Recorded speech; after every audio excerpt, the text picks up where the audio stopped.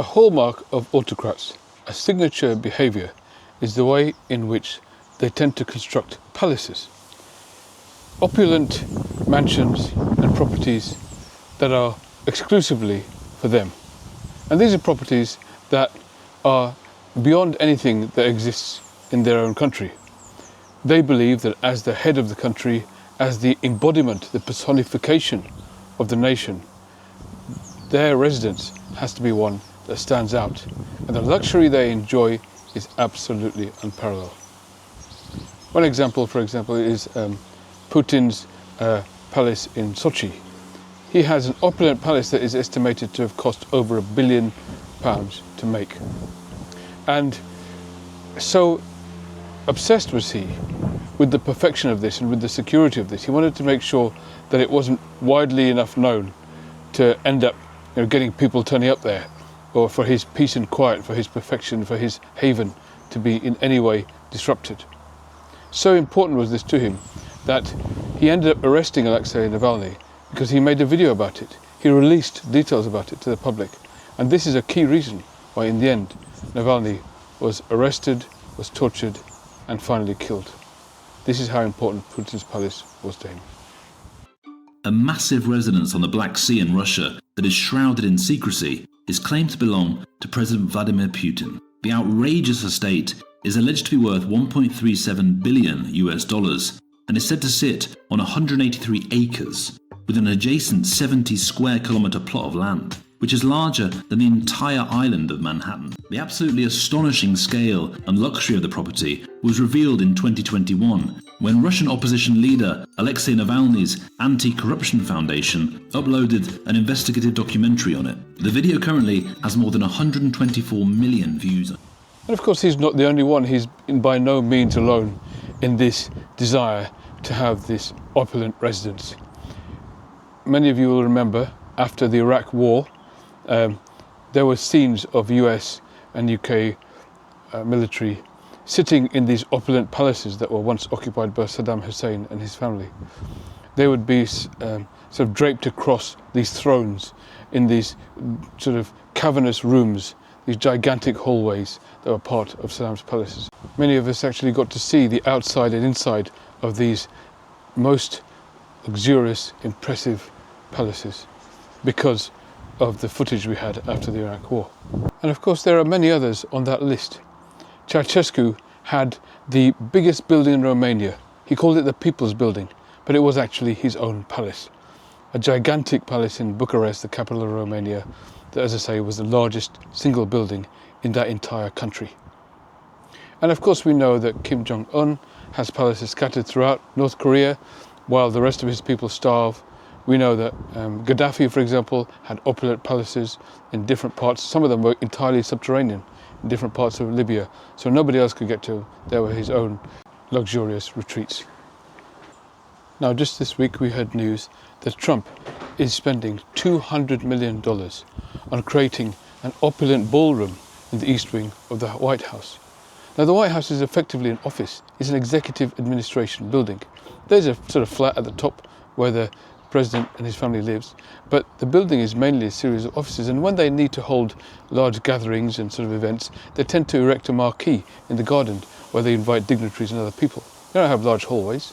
As I say, it's a working office. But Trump is going to make it more like Mar-a-Lago and create this huge ballroom that costs $200 million with all kinds of degrees of opulence that we've never seen before in the White House. Now, he says that he's going to pay for this with his own money, as well as money from other donors, unspecified, unnamed other donors. So therein immediately lies an immediate path to corruption. That people can curry favour with Trump, whether it's donors from the US or foreign influencing sources. They can pay Trump to create this beautiful ballroom of his that he's then going to use all the time, presumably. So there's an obvious corruption involved in that. But the other point is, Trump rarely ever spends his own money on anything. Now, he actually takes money from the government. He makes money out of being president, as I've talked about in many videos before. He rarely ever actually spends his own money. Even the effective bribe that he got from the Qataris, the plane that they gave the US for Air Force One, Trump wrote into the contract the fact that once he's finished his office, he'll be able to take it with him. So his game plan is always to actually game the system to get as much out of it as he can. And yet here he is doing something very different. He's saying that he's going to put his own money into this absolutely unparalleled luxury that he's going to add to the White House, turning it virtually into his own home. Why would he do that? Does that strike you as somebody who is planning to leave the White House? Or does that look like somebody who's actually making a permanent home for themselves? Because remember, that exact kind of ballroom is what he already has in Mar-a-Lago. So why is he doing this? What does this tell us about his ultimate plan here? You tell me, write in the comments and let me hear your views.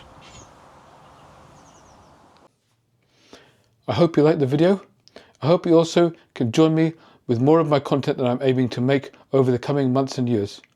You see, this time around, what we're experiencing in this administration is a global trauma, and the people going through it have been asking, how can we support ourselves? How can we learn and grow and share together through this process? So I've started to write a series of ebooks. That's, together with my whole team, once a month we're going to produce an ebook to help us understand better the psychology of the people around us and the systems we're in, as well as our own psychology too, to help us navigate this increasingly confusing and disorientating world we find ourselves in. You'll be able to find those books on russellsbooks.com. That's russellsbooks.com. As soon as you go there, you'll be able to see the growing catalogue of books and hopefully buy any of them at any point. In addition, I hope you can subscribe to my e-newsletter. See, there's a link in the description of this video and also the description of the channel. And if you go there, you'll be able to fill out a form. Once you've completed the form, you'll then be able to get subscribed to my e-newsletter. And that way you can always be kept up to date about the content I'm producing.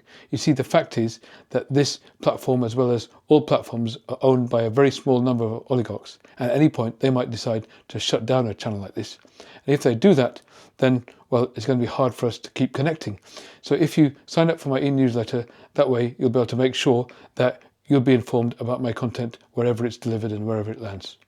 Finally, I hope you might also consider becoming a member of the channel. If you do, you'll get these ebooks for free every month. So all the ebooks I produce go free to my members who join the channel every month. Also, you can get priority response to comments, and there's also a members-only chat page for higher-level members that we engage in regularly to sort of learn, share, and support one another. As I say, this is a difficult time, it's a traumatic time in history, so many of us need support from each other. I'm hoping each of these things can help all of us create a better tomorrow together. Thank you.